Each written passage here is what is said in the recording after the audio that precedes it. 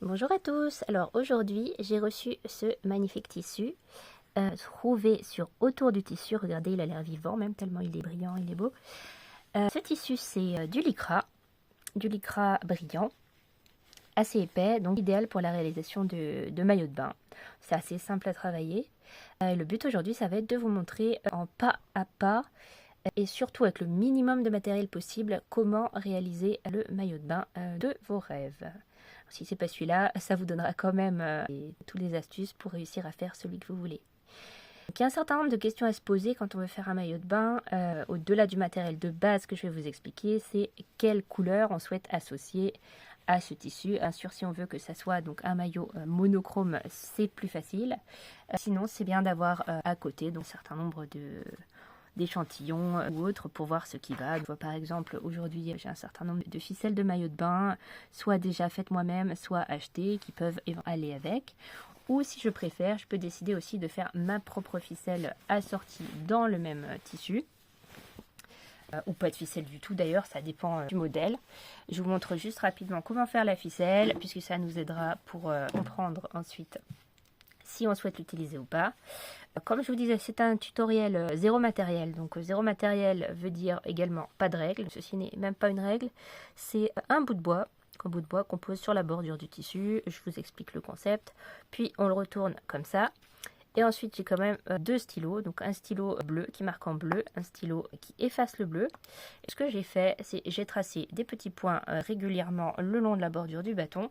Puis j'ai découpé pour obtenir ensuite cette bande de tissu que je vais plier en deux avec des trombones. Donc vous avez bien vu, je n'utilise pas d'épingle, j'utilise des trombones parce que c'est déjà dans mon tiroir et aussi parce que c'est plus facile à faire glisser, à enlever quand on va coudre à la machine. Allez, c'est parti!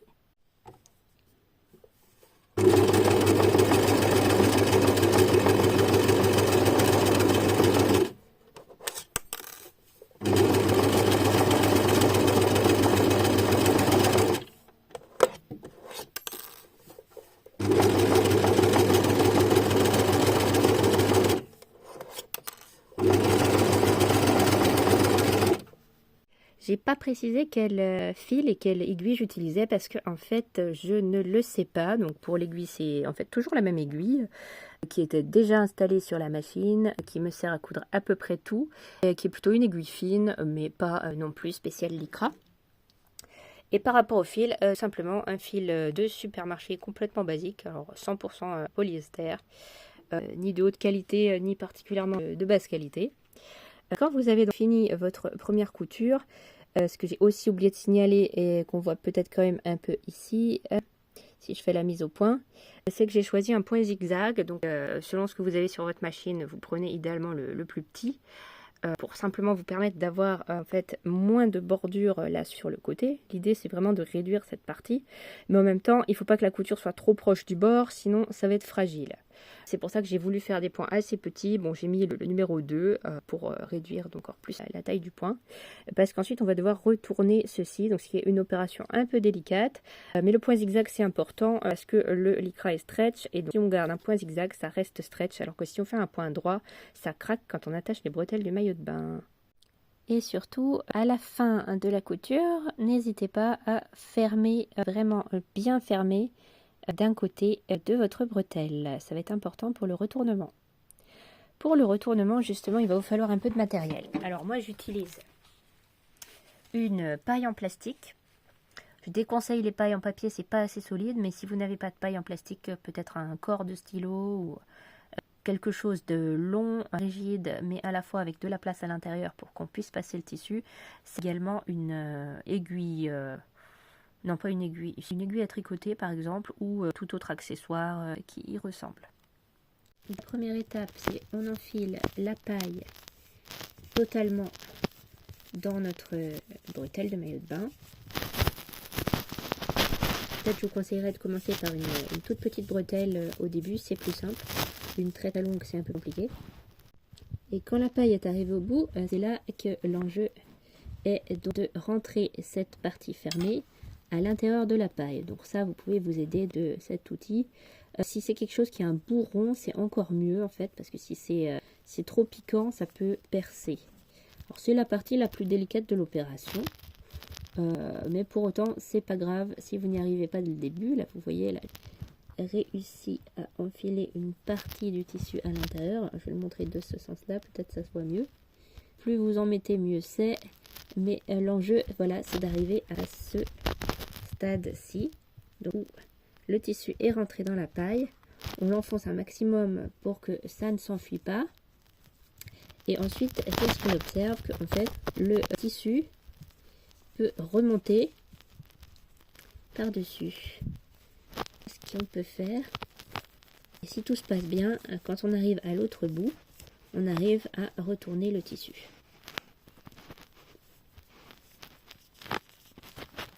Alors on se retrouve avec ça. C'est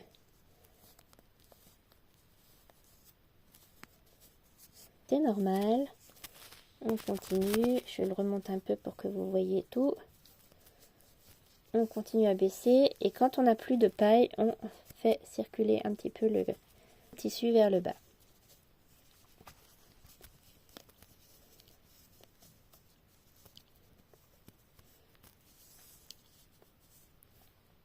Voilà, donc là, je vois que je ne peux plus avancer, je suis serrée, donc il va falloir que je le libère un peu par le bout. Et quand je le libère un peu par le bout, ça me libère de la place sur la paille pour enfiler le reste du tissu. Voilà le reste du tissu, j'arrive presque au bout. On voit la paille qui apparaît. On désenfile vers le bas, toujours, pour faire de la place sur la paille. On réenfile en haut. Bon, c'est mieux si on ne la lâche pas, évidemment.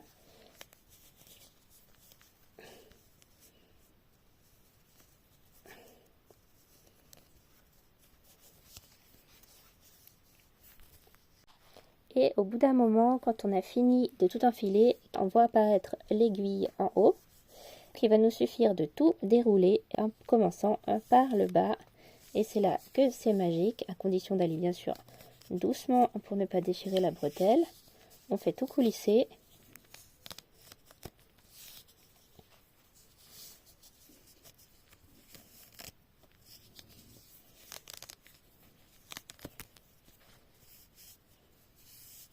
Et on la voit qui sort petit à petit dans le bon sens.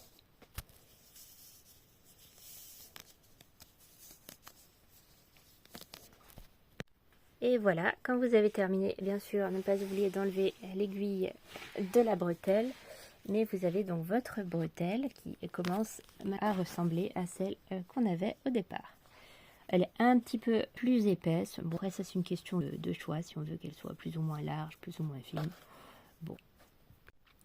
Une fois qu'on a fait ça, on peut faire plusieurs tentatives. Donc, on voit ce que ça donne si on mélange avec d'autres tissus. Donc, pour ça, par exemple, j'avais essayé au début de faire une tresse à 4 branches avec 2 brins blancs que j'avais déjà. C'était pas très beau parce que c'était en fait trop épais. Donc, je me disais, ça va gêner. Donc je suis partie plutôt cette fois sur un tissage donc, qui a le mérite d'être plus fin pour voir ce que ça donne. Donc toujours avec 4 brins. Pour faire le tissage, c'est assez simple en fait. La bretelle de base, je l'ai pliée en 2. Puis j'ai intercalé les blanches.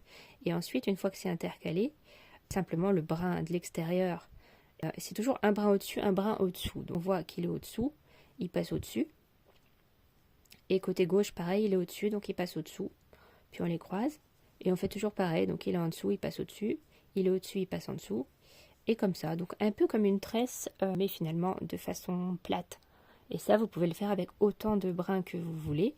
Donc là, je fais un test avec ces brins-là, et je me dis pourquoi pas plus tard faire un test avec ce tissu qui est différent, qui est un peu plus rose, enfin un peu plus corail, mais qui finalement peut-être pourrait aller avec aussi. Je vais essayer, je vais voir ce qui me plaît le plus. La deuxième étape, c'est de choisir la forme que va avoir votre maillot. Le plus simple, c'est de choisir un maillot que vous avez déjà, un sous-vêtement si vous n'avez pas de maillot. L'important, c'est qu'il aille bien devant et derrière, que ça soit à peu de choses près. Par exemple, s'il manque quelques centimètres devant ou derrière, c'est pas grave, vous pouvez rajouter. Et alors, donc, le concept, c'est très simple. On l'étale sur le tissu. On étale bien sûr, le tissu doit être tendu. Ce que je peux recommander si vous pensez faire plusieurs maillots, c'est même de le faire sur du papier journal, c'est encore plus simple. D'ailleurs, vous pouvez voir que j'ai un certain nombre de patrons en papier journal. Alors ça, par exemple, c'est pour un haut. C'est celui qui correspond à ce maillot-là, exactement, que j'avais fait. Et donc le plus simple, c'est ça, quand vous avez un patron en journal, ensuite vous le scotchez tout simplement au tissu, vous marquez autour, c'est encore plus simple. Dans le cas présent, je vais l'étaler et puis je vais tracer des petits points bleus autour. Alors quand on trace les traits bleus, pas oublier qu'il y a une certaine bordure qu'il va falloir respecter. Celle-là, elle est un petit peu extrême. Idéalement, c'est bien de garder un petit peu plus d'1 centimètre en traçant les points bleus autour. Ça donne quelque chose comme ça et puis on découpe avec. Ce faisant, vous aurez déjà quelque chose qui ressemble beaucoup à un maillot de bain. Ce que je conseille, c'est de le plier quand même en deux, une face sur l'autre face. Un peu comme ça, voilà, vous voyez, pour vérifier qu'il est bien symétrique.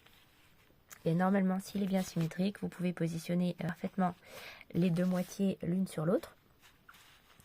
Et sinon, il faut découper un petit peu là où ça pose problème. Je vois que là, au bout, il y a une micro différence, mais c'est presque rien. Et sinon, franchement, c'est pas mal. Attention, tous les maillots de bain du commerce sont pas du tout symétriques. Donc c'est vrai que moi, j'ai pris comme modèle un que j'avais fait, donc je savais qu'il était déjà symétrique. Sinon, bon, il faut un petit peu rectifier, c'est pas grave. Alors la prochaine étape, c'est d'attacher de la laminette. Donc de la laminette, c'est ce genre de petit élastique qu'on trouve un peu partout sur internet. On le découpe à la bonne longueur, on va aller le fixer donc, dans la partie haute du maillot de bain. En fait, dans un deuxième temps, on va aussi le faire donc, tout le long de la bordure, jusqu'au bout, et puis sur l'autre côté aussi, ce côté-là. On va le faire vraiment sur toutes les bordures, et la seule zone qu'on va laisser sans, c'est cette petite zone-là. Vous voyez, je l'ai attaché avec des trombones, toujours la même technique. C'est mieux d'en avoir suffisamment. Le problème après avec les épingles, c'est que c'est plus difficile à retirer au niveau de la machine. Et au niveau de la machine, on va partir sur un point toujours zigzag. Si vous n'avez pas de machine ou que vous avez un lycra trop fin qui glisse à la machine, je vous recommanderais de faire le point zigzag à la main. Ça marche bien aussi, ça prend un peu plus de temps, mais le résultat est en général même plus joli. Là, je viens de faire la deuxième bordure du maillot de bain. Donc, j'ai maintenant l'avant et l'arrière. J'ai découpé aussi la petite bande de tissu qui restait au-dessus de l'élastique. Comme ça, quand je replierai, ça fera une bande de la même taille.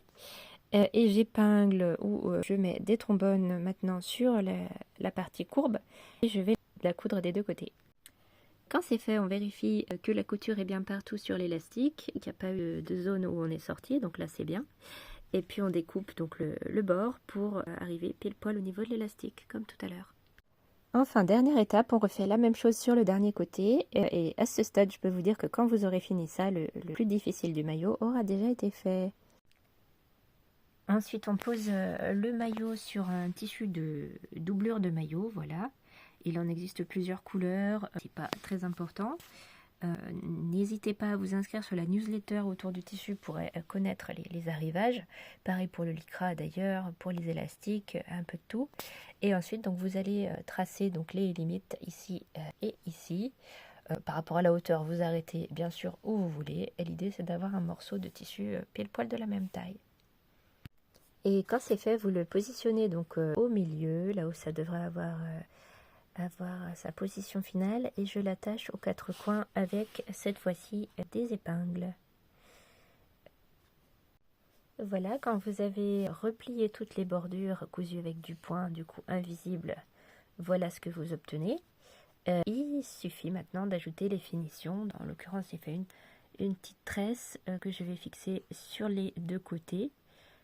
Il y a plusieurs options. Au lieu d'une tresse, on peut aussi mettre deux lanières pour pouvoir le nouer avec un nœud sur les côtés ou une petite chaînette ou peu importe. Je vous conseille en tout cas de commencer par des modèles de maillots de bain réglables. Les premières fois, ça permet d'ajuster des petites différences, des petites asymétries et autres. Alors que c'est vrai que quand c'est une dimension fixe, c'est un peu plus difficile à ajuster après. Alors voilà, là j'ai fixé un côté. J'ai appuyé sur la tresse pour que ça soit le plus jointif possible, que ça continue dans le prolongement. De l'autre côté, je fixe avec des épingles et je teste sur moi pour voir si c'est bien la bonne taille. Et là, j'attache donc le deuxième côté du maillot, ce qui fait que nous avons maintenant le maillot complet. Alors, si vous avez un chat, il faut l'empêcher de manger les patrons. Puis, de la même manière, je trace donc des petits points autour de mon patron en journal. Comme j'ai montré tout à l'heure, le patron en journal, en fait, il correspond exactement à ce maillot, plus 1 cm. C'est la solution de facilité pour avoir un patron que vous pouvez utiliser plusieurs fois. Et ce qui est bien aussi, c'est de le scotcher au tissu. Comme ça, vous pouvez être sûr que ça ne bouge pas. Donc, je vais en faire 2, donc un pour chaque côté du haut du maillot. Voilà, ça va être comme celui-ci qui a d'un côté ce motif un peu clair et puis de l'autre côté les fleurs. Puis on le plie en deux pour vérifier que les deux parties sont bien symétriques. Bon, là encore c'est le cas, donc ça va, c'est parfait. Et on va découper donc la même pièce de tissu sur le deuxième tissu. Et comme on va le coudre envers sur envers pour ensuite le retourner et l'avoir joli sans couture à l'endroit, on pose bien les envers contre envers avant de scotcher et de dessiner le contour. Puis je fixe ensemble les deux moitiés, endroit sur endroit, puisque je vais coudre sur l'envers. Je vais commencer par la longueur sur laquelle j'ai mis des trombones. Voilà. Je vais faire donc un point zigzag le plus proche possible du bord, en laissant quand même une petite marge pour pas que ça se découse.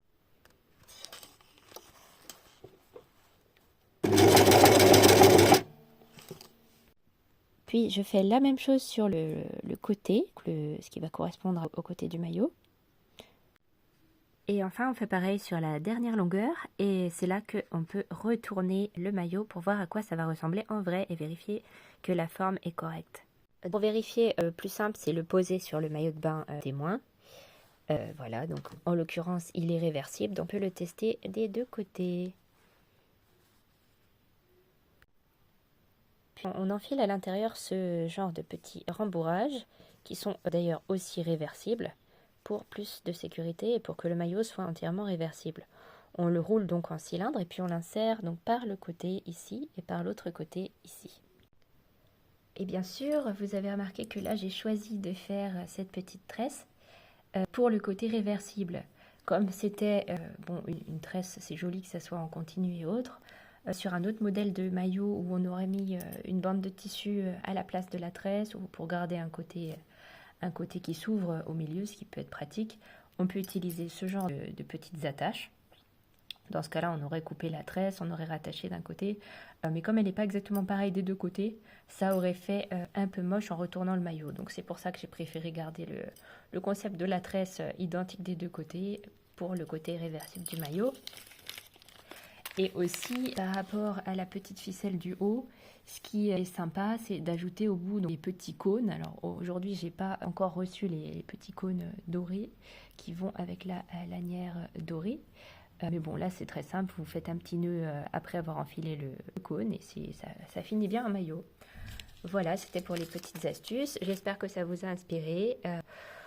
Et maintenant, je file à la plage vous montrer le maillot en pleine action. Et maintenant, il est temps de vous montrer le produit final. Voilà pour le haut. J'ai fait le choix de mettre en haut une petite lanière simple, dorée, sobre, qui a l'avantage d'aller avec les deux côtés du maillot. Je vous montrerai plus tard l'autre côté. Et pour l'arrière, donc une petite tresse, identique à celle qui était sur le côté du bas du maillot. Voilà, on a maintenant le maillot complet. Et le concept, c'était d'avoir la partie haute totalement réversible. Donc voilà, ça peut être soit cet imprimé un peu léopard ou girafe orange, soit du orange fluo. Voilà, donc 2 en 1 finalement. Les deux vont ensemble, on peut choisir ce qu'on met. Un petit commentaire? Bon, ça a l'air validé.